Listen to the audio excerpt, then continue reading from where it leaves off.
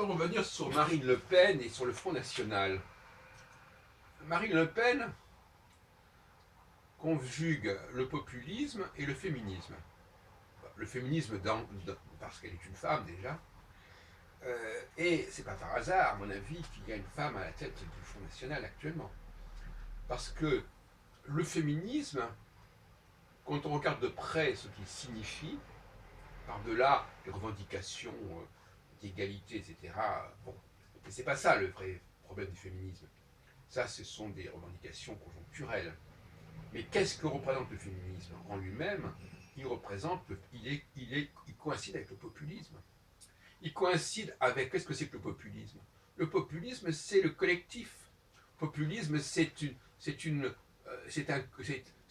masse de gens qui disent la même chose, qui parlent de la même façon, qui répètent les mêmes propos. Voilà, c'est ça le populisme. Et qui font masse, hein, qui permettent de gagner un référendum, qui permettent de faire élire X ou Y. Ça, c'est le populisme parce que c'est le pouvoir du vote. Avant qu'on ait inventé le vote, les élections, c'est-à-dire avant 1787 aux États-Unis, Amérique du Nord, avant que l'on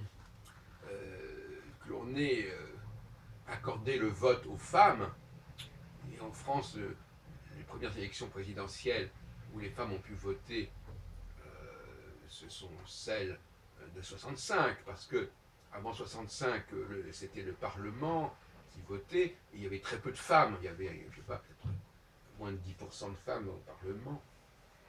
Donc, ça fait à peu près 50 ans que les femmes participent au vote des dirigeants français, hein, de façon avec un poids. Et donc, voilà, vous enlevez le vote, ou vous enlevez le vote aux femmes, enfin, vous enlevez le vote, et vous n'avez plus de populisme. Hein, c'est plus simple que ça. Maintenant, vous avez aussi les manifestations dans la rue, ça, c'est effectivement quelque chose. Si vous interdisez les manifestations, vous n'avez plus non plus de populisme. De moment que c'est ce qu'on appelle les problèmes de la cour martiale, c'est-à-dire le problème du couvre-feu.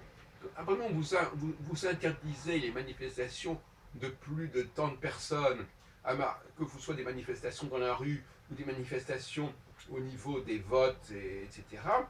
Il y a tout un processus qui est stoppé. Et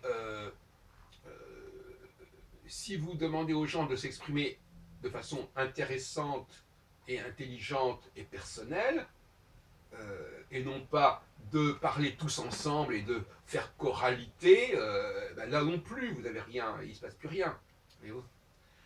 L'élite, c'est de dire, voilà, bon, ceux qui ont des choses à dire, qu'ils le disent, et qui sachent s'exprimer, qui sachent se développer. Si c'est simplement de dire, ah ben je suis d'accord avec lui, c'est pas, hein, c'est pas très important comme façon de discourir. Mais justement, à partir du moment où on vote, l'intérêt du vote, c'est qu'on vote, on n'a pas besoin de s'expliquer. Merveilleux. Alors même un imbécile peut voter, quelqu'un qui ne sait même pas s'exprimer peut voter, c'est merveilleux. Donc c'est la prime à la débilité, le vote. Hein, il faut dire les choses comme elles sont. Au niveau collectif, c'est la prime à la débilité. Bon. Le fait d'être dans une manifestation, c'est pas non plus un acte d'intelligence extraordinaire. C'est voilà, c'est le mouton de Panurge, c'est le moutonnier, grégarité, etc. Bon, alors de toute façon, je respecte ça, parce qu'en tant que cyclologue, il y a des périodes où le populisme reprend ses droits, où effectivement on s'aperçoit qu'il y a une vox populi, vox dei, c'est-à-dire qu'à un moment donné, il y a les masses qui ont une certaine forme d'intelligence. Et elles arrivent à faire fonctionner la société sans l'élite. Bon. C'est un temps comme ça qui fonctionne, voilà. Une sorte de mécanisme de roue libre comme ça qui fonctionne pendant un certain temps. Et là, ce qui s'est passé en 2011, par exemple, hein, c'est comme si, voilà, à un certain moment, la foule devient intelligente. Et où la foule devient intelligente, elle devient l'acteur principal. Voilà. Bon, ça existe, effectivement. Mais le problème, c'est que ça n'existe pas indéfiniment, et qu'il y a toujours un moment donné où ça déconne, où ça dégénère, Voilà, c'est ça le problème. Et il faut le savoir qu'il y a, ma vision politique, elle est cyclique.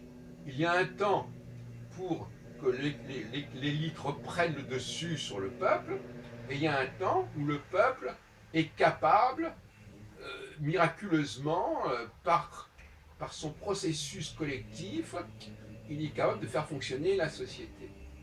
Le problème, c'est que, comme je disais dans une précédente vidéo, il ne faut pas qu'il s'enferme dans une sclérose, il ne faut pas que cet phénomène collectif soit synonyme de sclérose, c'est-à-dire tout le monde dit la même chose, parle de la même façon, etc.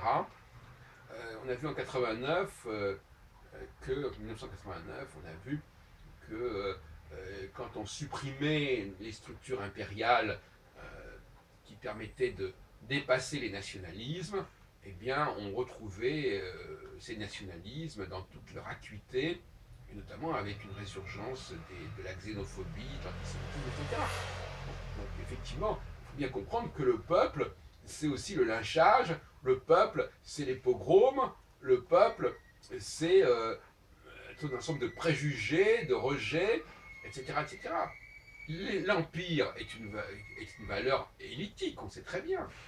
Ce sont les empires qui regroupent, comme par exemple l'Union européenne, bon, c'est une forme d'empire, c'est un empire qui permettent de dépasser les cloisonnements. Hein. Par définition, l'empire, c'est le décloisonnement. Même si au sein de l'empire, on peut dire qu'on est cloisonné, mais enfin, par rapport aux autres mondes extérieurs à l'empire, enfin, malgré tout, c'est un décloisonnement. Et en ce sens-là, on a aussi diabolisé non seulement, comme je disais, le stalinisme et le communisme, on a aussi diabolisé l'impérialisme, alors que ce sont trois phénomènes qui ont leur importance au regard d'une écologie spirituelle, parce qu'ils forcent le peuple à se renouveler, à se repenser, à se redistribuer. Et donc, par conséquent, c'est très important. Ça permet de faire le ménage, ça permet de mettre fin à des gens qui n'ont aucun potentiel véritable, mais qui répètent ce qu'on a dit avant eux et qui font semblant d'être vivants, alors que ce sont des zombies intellectuels.